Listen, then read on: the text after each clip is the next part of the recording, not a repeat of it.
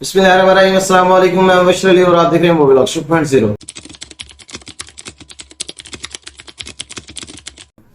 मैं हमेशा ये कहता हूं कि अगर आपके पास एजुकेशन नहीं है या आपकी एजुकेशन कम है, आपके पास टेक्निकल स्किल्स नहीं है, आपके पास वर्क एक्सपीरियंस नहीं है, या आपके पास थोड़ा वर्क एक्सपीरियंस है, या आपकी लैंग्वेज स्किल्स इतनी अच्छी नहीं है, या आपकी एज ज्यादा हो गई है, या आपके पास ज्यादा पैसे नहीं है जो लगाकर आप किसी और वीजा पर चले जाएं, और फिर भी अगर आप किसी अच्छे कंट्री में जाकर जॉब करना चाहते हैं, अच्छी अर्निंग करना चाहते हैं, घर वालों को सपोर्ट करना चाहते हैं, अपने लिए एक अच्छी लाइफ बनाना चाहते हैं, तो फिर आपके लिए जो बेस्ट ऑप्शन अवेलेबल है वो है सीजनल वर्क वीजा का। इसमें आपको डिफरेंट कंट्रीज में डिफरेंट वर्क ड्यूरेशन मिल जाता है। 3 मंथ से लेकर या 2 मंथ से लेकर आपको 9 से 10 मंथ्स तक का ड्यूरेशन मिल जाता है डिफरेंट कंट्रीज में। ये कंट्री वाइज वेरी करता है। इसमें आप अच्छी अर्निंग कर सकते हैं अगर आपको अच्छी जॉब मिल जाती है या किसी अच्छी कंपनी में जॉब मिल जाती है अच्छी पे के साथ। तो आज मैं आपको दुनिया की अमीर तरीन कंट्री लग्जमबर्ग के सीजनल वर्क वीजा की डिटेल्स बताने जा रहा हूं। इसकी बेसिक्स कुछ मैं आपको बता दूं। सबसे पहली चीज ये कि बाकी यूरोपियन कंट्रीज की तरह यहाँ पर जो डी वीजा आपको जो लेना है, वीजा कॉस्ट जो आपको पड़ेगी वो 90 यूरोस या 100 यूरोस नहीं है, बल्कि हाफ है। उससे आपको जस्ट 50 यूरोस पे करने हैं डी वीजा के लिए, और यही आपकी टोटल कॉस्ट है वीजा की। और उसके बाद आपकी जो एवरेज सैलरी लग्जमबर्ग में है वो एटलीस्ट 5000 यूरोस है। जी हाँ, ये तकरीबन 15 लाख पर मंथ बनता है। और जो मिनिमम सैलरी है वो 2600 प्लस है ये यूरोस में। तो ये अगर आप देखें तो ये भी एटलीस्ट 8 लाख रुपए महीना बनता है। तो इसमें एक चीज मैं आपको बताता हूँ कि यहाँ पर जो मैक्सिमम स्टे है सीजनल वर्क वीजा पर वो 5 मंथ तक आप कर सकते हैं इन एनी 12 मंथ्स। तो एक साल में या 12 महीने में आप 5 महीने काम कर सकते हैं। तो उसमें अगर आपको मिनिमम सैलरी भी ऑफर हो जाती है तो भी अगर आप देखें तो आप अच्छी खासी अर्निंग कर सकते हैं।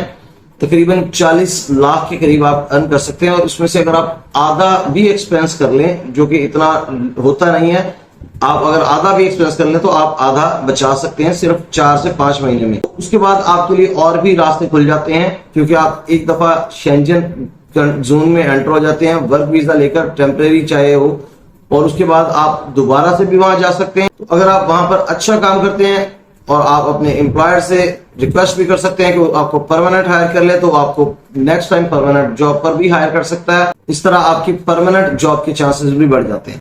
अभी मैं आपको इसकी बाकी डिटेल्स, बेसिक्स और प्रोसीजर जो आपने फॉलो करना है अप्लाई करने के लिए, वो सारा का सारा क्विकली दिखाता हूं ऑन स्क्रीन और साथ साथ बताता हूं। लेकिन स्क्रीन पर जाने से पहले मैं आपसे रिक्वेस्ट करूंगा कि अगर आपने अभी तक मेरे चैनल को सब्सक्राइब नहीं किया तो मेरे चैनल को जरूर सब्सक्राइब कर लीजिएगा। जज़ाकल्लाह खैर। इस टाइम आपको स्क्रीन पर जो वेबसाइट नजर आ रही है वो लग्जमबर्ग की ऑफिशियल वेबसाइट है, और सामने आपको जो हेडिंग नजर आ रही है वो है staying in Luxembourg as a third country national seasonal worker. Third country से यहाँ मुराद नॉन यूरोपियन कंट्री है। तो नॉन यूरोपियन कंट्री से अगर आप बिलोंग करते हैं और आप सीजनल वर्कर के तौर पर जाना चाहते हैं लग्जमबर्ग और वहां पर स्टे करना चाहते हैं, तो नीचे दी गई डिटेल्स जो हैं वो आपके लिए हैं। बेसिक 2 स्टेप बताए हैं उन्होंने। तो पहले स्टेप में सबसे पहले आपने टेम्परेरी ऑथराइजेशन लेनी है स्टे के लिए और वर्क के लिए। वो आप खुद भी अप्लाई कर सकते हैं और आपका एम्प्लॉयर भी अप्लाई कर सकता है। उसके बाद आपके पास पासपोर्ट होना चाहिए और फिर आपने वीजा लेना है और आपने चले जाना है। और जब आप वहां पर पहुंच जाएंगे उसके बाद आपने एक डिक्लेरेशन फाइल करना है वहां पर जाकर अथॉरिटीज के पास कि हाँ जी मैं आ चुका हूं यहाँ पर। और उसके बाद आपने मेडिकल चेकअप करवाना है और फिर वो मेडिकल रिपोर्ट लेने के बाद आपने रेजिडेंस परमिट अप्लाई करना है अगर आपका स्टे मोर देन 3 मंथ्स है।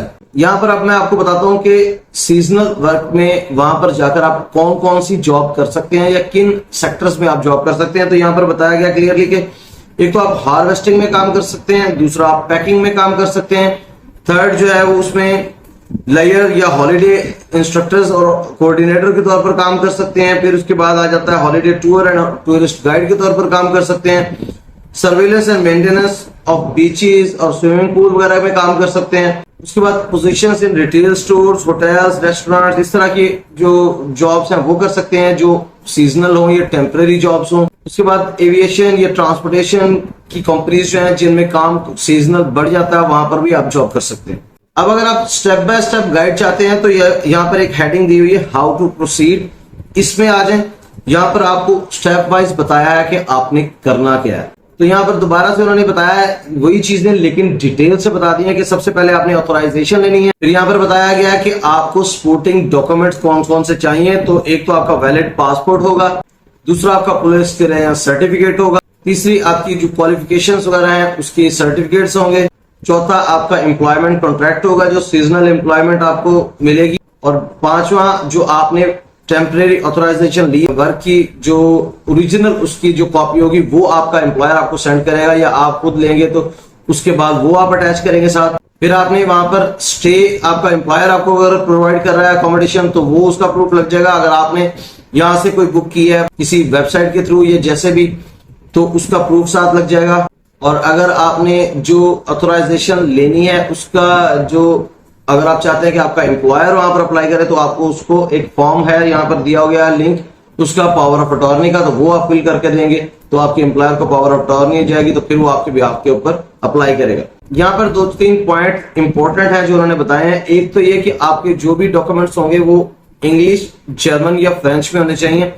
अगर इसके अलावा किसी और लैंग्वेज में है तो उसकी आप ट्रांसलेशन करवा के, और अटेस्टेड कॉपी जिनको नॉर्मली बोला जाता है, सर्टिफाइड कॉपीज वो साथ अटैच करेंगे। अदरवाइज आपके जो ओरिजिनल डॉक्यूमेंट्स होंगे वो लगने चाहिए, लेकिन in the case of passport जो पासपोर्ट की कॉपी साथ लगेगी वो एक नॉर्मल कॉपी लग जाएगी, उसमें कोई इश्यू नहीं। दूसरा इंपॉर्टेंट पॉइंट इसमें यह है कि सिर्फ कंप्लीट एप्लीकेशंस ही एंटरटेन की जाएंगी। इनकम्प्लीट एप्लीकेशन जो है वो या तो रिजेक्ट हो जाएंगी या फिर वापस कर दी जाएंगी। यूजुअल प्रोसेसिंग टाइम इसका विद इन 3 मंथ आपको रिस्पॉन्स आ जाता है, और अगर 3 मंथ्स में रिस्पॉन्स ना आए तो फिर आप ये कंसिडर करें कि आपकी एप्लीकेशन जो है वो रिजेक्ट होगी। आप उनसे राब्ता करके कंफर्मेशन भी ले सकते हैं। फिर नेक्स्ट चीज ये कि अगर आपकी एप्लीकेशन अप्रूव हो जाती है तो आपको बाय मेल, बाय पोस्ट आपके पास टेम्परेरी रेजिडेंस या टेम्परेरी ऑथराइजेशन टू स्टे आ जाएगा। फिर आप अगर वीजा आपने लेना है तो फिर आप वो साथ अटैच करके वीजा अप्लाई करेंगे। डी वीजा आपको लेना पड़ेगा और जिसकी कॉस्ट सिर्फ 50 यूरो है, वो लेंगे और उसके बाद आप मूव करेंगे और लग्जमबर्ग चले जाएंगे। टेम्परेरी ऑथराइजेशन की जो आपके पास लेटर आएगा, आपके घर पहुंचेगा आपके एड्रेस पर, उसके इश्यू होने के बाद या आपके पास पहुंचने के बाद विद इन 90 डेज आपने वीजा लाजमी अप्लाई करना। उसके बाद फिर वही चीज आ जाती है कि जब आप वहां पर चले जाएंगे तो वहां जाते ही आपने एक तो पहले डिक्लेरेशन देना है कि हाँ मैं आ गया हूं। उसके बाद आपका मेडिकल टेस्ट होगा और उसके बाद मेडिकल टेस्ट की जो रिपोर्ट जाएगी वो होम ऑफिस को चली जाएगी। उसके बाद वहां से आप अप्लाई करेंगे रेजिडेंस परमिट के लिए, फिर आपकी वो एप्लीकेशन प्रोसेस होगी और आपको रेजिडेंस परमिट मिल जाएगा जो कि 5 मंथ तक का होगा। लेकिन ये स्टार्ट कब होगा? जिस दिन आप वहां पर पहुंचेंगे आपने with in 3 days declaration of file करनी होती है कि मैं वहां पर आ गया हूं, और जिस दिन आप डिक्लेरेशन फाइल करते हैं उस दिन से आपका रेजिडेंस परमिट स्टार्ट होता है और उस दिन से लेकर 5 मंथ्स आपके पास मैक्सिमम टाइम लिमिट होता है। यहाँ पर वही चीजें बाकी बताई हुई है, इसकी डिटेल्स है डिक्लेरेशन ऑफ अराइवल की।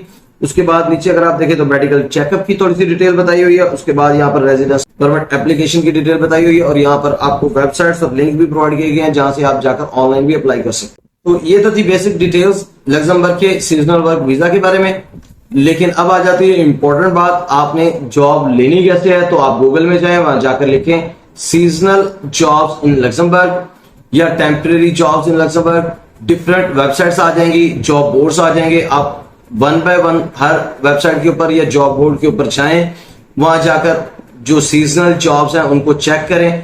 जो आपको यहाँ पर सेक्टर्स डिफाइन कर दिए गए हैं, कोशिश करें कि उसी से रेलेवेंट जो है जॉब को आप फाइंड करें और उसमें अप्लाई करते जाएं। और अगर आपकी लक अच्छी हुई, आपको जॉब मिल जाती है तो इंशाल्लाह आपको वीजा भी मिल जाएगा और उसके बाद आप जाकर वहां पर 5 महीने कम से कम अच्छी अर्निंग कर सकते हैं। और उसके बाद आप अगर कोशिश करें तो वहीं पर परमानेंट जॉब लेने की भी कोशिश कर सकते हैं। अपने कंट्री में रहते हुए अप्लाई करना और परमानेंट जॉब लेने से निस्बतन आसान है, वहां पर रहकर जॉब ढूंढना और उसको परमानेंट जॉब लेना और स्पॉन्सरशिप लेने में। तो अगर आपको ये वीडियो पसंद आई है तो इसको लाइक कर दें। अगर आपने अभी तक मेरे चैनल को सब्सक्राइब नहीं किया तो मेरे चैनल को जरूर सब्सक्राइब कर दीजिएगा। अगर आपको लगता है कि इस वीडियो को शेयर करने से किसी का भला हो सकता है तो इस वीडियो को सदका जारिया समझकर अपने दोस्त अब आपके साथ शेयर कर दें। इंशाल्लाह आपको भी इसका स्वाब मिलता रहेगा। अपना बहुत सा ख्याल रखिएगा और मुझे जरूर अपनी दुआओं में याद रखिएगा। बहुत जल्द इंशाल्लाह आपसे मुलाकात होगी किसी नई अपडेट और अपॉर्चुनिटी के साथ एक नई वीडियो में। तब तक के लिए इजाजत दीजिए। अल्लाह हाफिज।